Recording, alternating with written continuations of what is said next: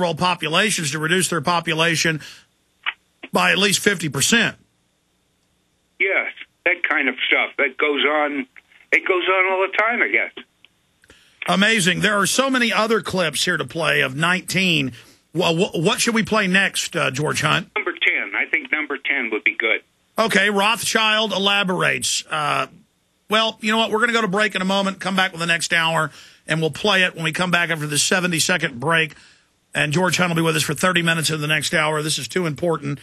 We're going to continue playing these clips, and then specifically for George Hunt, specifically and only for him, on the subject of the phony environmental eugenics death plot movement, calls to George Hunt. We'll take 4 or 5 calls, 1-800-259-9231, 800-259-9231. And we are simulcasting the radio show in living color at prisonplanet.tv. We'll be right back.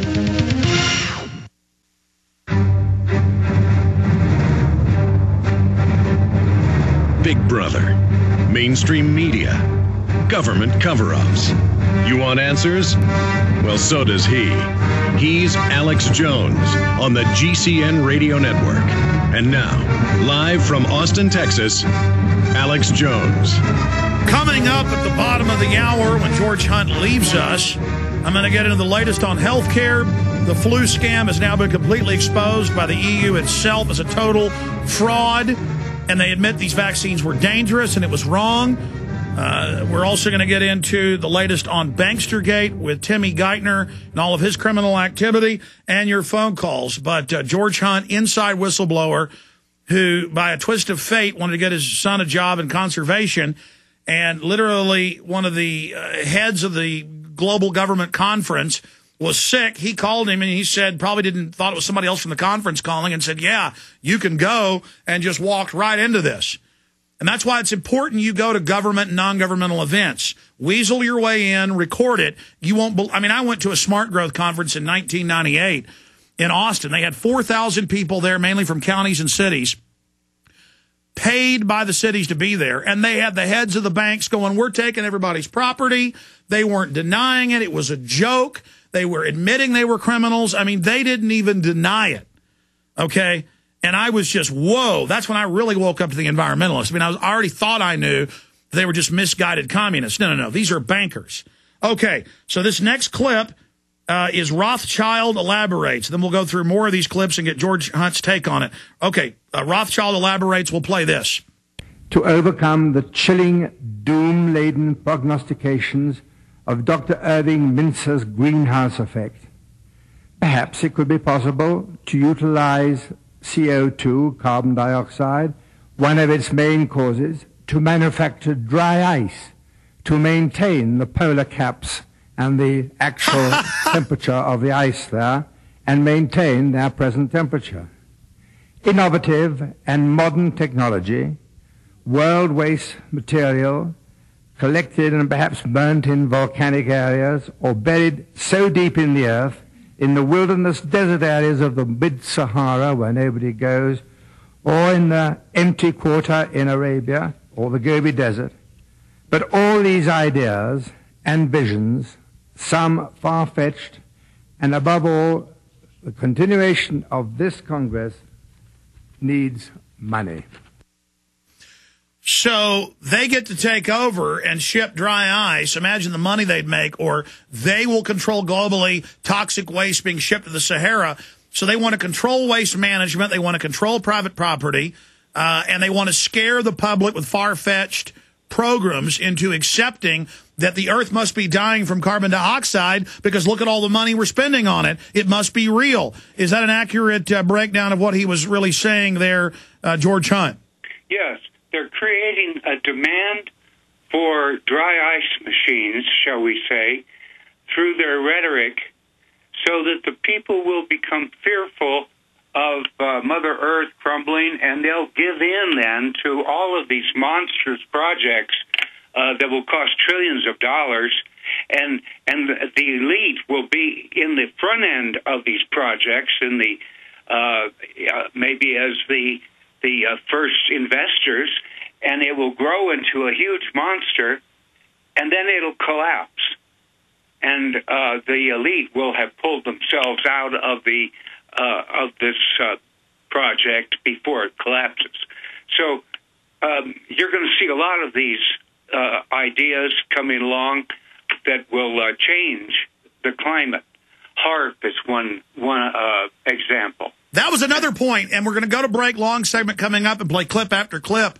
But clearly it's now declassified. They have weather weapons. They can create, control hurricanes. That's all declassified. We know the White House science czar, John P. Holdren, who's called for global extermination, drugging the water to sterilize us, in his own book, Eco-Science. We know that they're already manipulating the weather to create calamities to scare people into submission. George Hunt, stay there. I'm going to come back and get your take on that on the other side of this quick break. And then we're going to play clip after clip and get quick comments from you about what Rothschild, Strong, and others are saying. They talk about international communism being introduced. This is incredible info.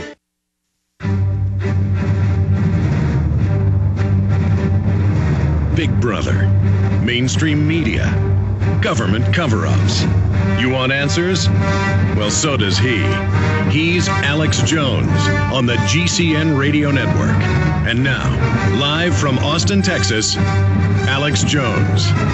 8 minutes into hour number 3, George Hunt was just talking about how they've declassified weather manipulation, weather control systems, and how they can clearly use this to create calamities and then scare the population into submission. That's been one of my biggest concerns. Going back to George Hunt. George, your take on that? Well, the concern that I have is the E-bomb, the so-called surge bomb. Electromagnetic pulse weapon. Yes, you got it. That thing would be easy for any little state like North Korea or Iran or Israel to send a rocket bearing an atomic bomb up in the sky about 300 miles, exploding it and wiping out all of the electricity in line of sight of that explosion. That's the thing that bothers me. You think the globalists would go that far? Oh, yes. David Rockefeller has stated, and I checked it on the Internet last night, that the world order will not be established until a terrible catastrophe occurs. Yeah, they all say that continually. He actually said that in the Council on Foreign Relations publication, Foreign Affairs. That's part of their fear doctrine, huh? Maybe. Do you want to continue along that line or go to some more clips? Well, I'd like to follow the line. Let's go to some clips. Let's have Maurice Strong on number 7. Okay, Maurice Strong announces Rothschild. Then I want to get to Rothschild talking about communism.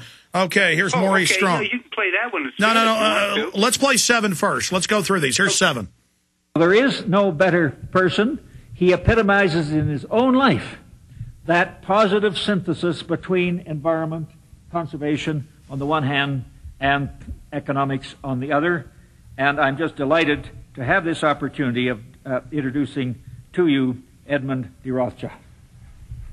Now, I want to go ahead now and go to clip number 13. I want to play the World Collective again, then some new clips, 14 and others. Here's 13 with Rothschild.